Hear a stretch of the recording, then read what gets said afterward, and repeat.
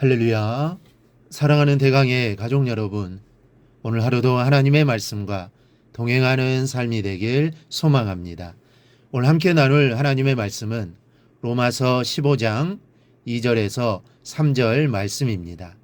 우리 각 사람이 이웃을 기쁘게 하되 선을 이루고 덕을 세우도록 할지니라. 그리스도께서도 자기를 기쁘게 하지 아니하셨나니 기록된 바 주를 비방하는 자들의 비방이 내게 미쳤나이다 함과 같으니라. 아멘. 신앙의 핵심은 하나님 사랑, 이웃 사랑입니다. 보통 믿음이 좋다고 하면 교회 생활을 잘하는 것을 생각하기 쉬운데 이것은 반쪽 신앙입니다. 이런 신앙은 하나님께서 기뻐하시지 않는 신앙입니다. 하나님께서 기뻐하시는 신앙은 하나님을 사랑하는 것 못지않게 이웃을 사랑하는 것입니다. 하나님 사랑, 이웃 사랑은 하나님께서 직접 말씀하셨습니다. 이웃 사랑을 얼마나 강조하셨는지 레위기 19장에서 10계명을 말씀하시면서 이웃 사랑에 대하여 반복해서 자세하게 말씀하십니다. 추수할 때, 과일을 딸 때 다 거두지 말고 나그네를 위하여 남겨두라고 했습니다. 그리고 13절에서 18절까지 이웃을 사랑하는 방법에 대해서 또 구체적으로 명령하셨습니다. 그리고 18절에는 우리가 다 아는 말씀을 하십니다. 원수를 갚지 말며 동포를 원망하지 말며 내 이웃 사랑하기를 내 자신과 같이 사랑하라. 나는 여호와니라. 하나님께서는 이스라엘 백성들을 애굽에서 불러내셔서 그들에게 가장 중요한 규범을 말씀하시면서 이렇게 이웃 사랑을 강조하셨습니다.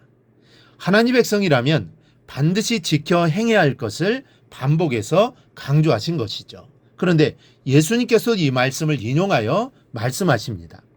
하루는 바리새인 중 한 율법사가 예수님을 시험하려고 율법 중에 어느 계명이 크냐고 묻습니다.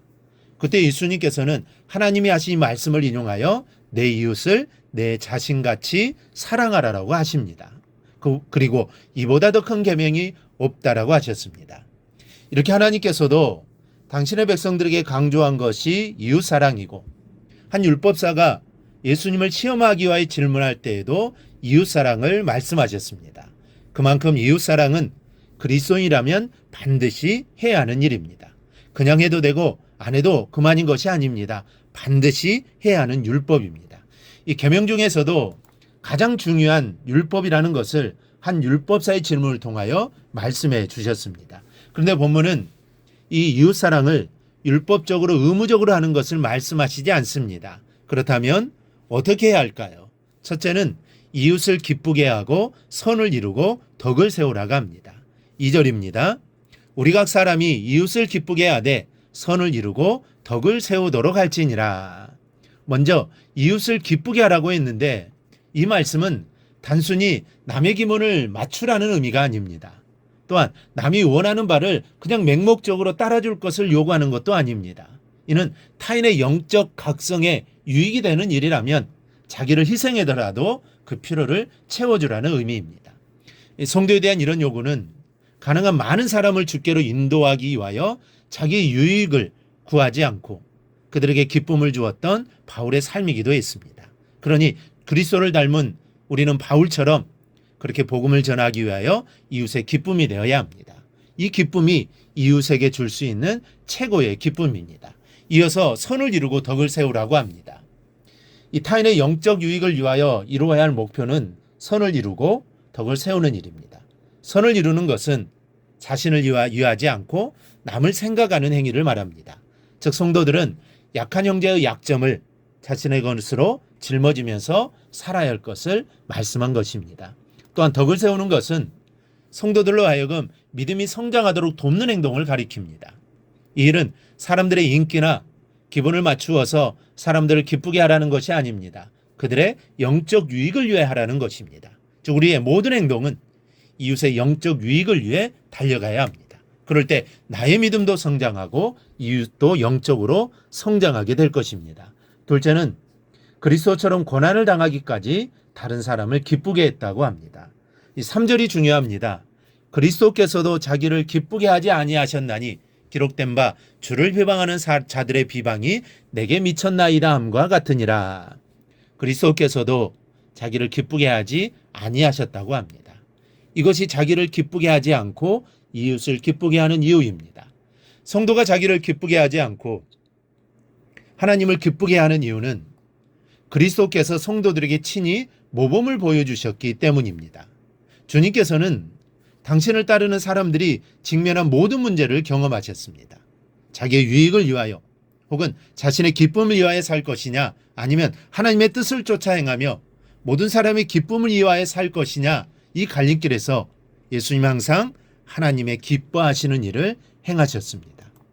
예수님 비록 많은 사람의 반대로 당신이 죽으실 것을 알고 계셨음에도 불구하고 인간의 구원을 위한 하나님의 계획을 결코 중단하지 않고 그분의 뜻을 순종하셨습니다. 주를 비방하는 자들의 비방이 내게 미쳤나이다 함과 같으니라. 이 3절의 말씀은 예수님께서 하나님을 향한 충성과 순종의 결과로 비난과 모욕을 받아 죽음을 당하시라는 의미입니다. 이처럼 성도들도 하나님을 위하여 일하겠다는 뜨거운 마음을 품고 그것을 실행하다 보면 사람들의 비난과 반대에 부딪혀 오히려 오해와 중상을 받게 되지만, 이때 그리스도의 모범을 따라 끝까지 하나님을 기쁘시게 해야 합니다.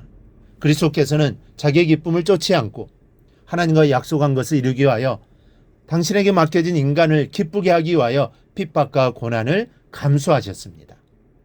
그리스도께서 우리를 기쁘게 하기 위하여 원수의 모욕을 참으며 고난을 감수하셨듯이 믿음이 굳건한 성도들 역시 이웃의 기쁨을 위하여, 즉 구원을 위하여 자신에게 주어진 고난을 감당해야 합니다. 그리고 믿음이 약한 성도들을 위해 인내하고 양보하고 섬겨야 합니다. 바로 그 자리에 구원의 역사가 일어나고 하나님의 뜻이 이루어질 것입니다. 우리 모두 이러한 마음으로 살아가기를 주님의 이름으로 축원합니다. 오늘 묵상한 말씀을 굳게 잡고 삶으로 실천하며 살아내는 대강의 모든 성도들이 되기를 축복합니다.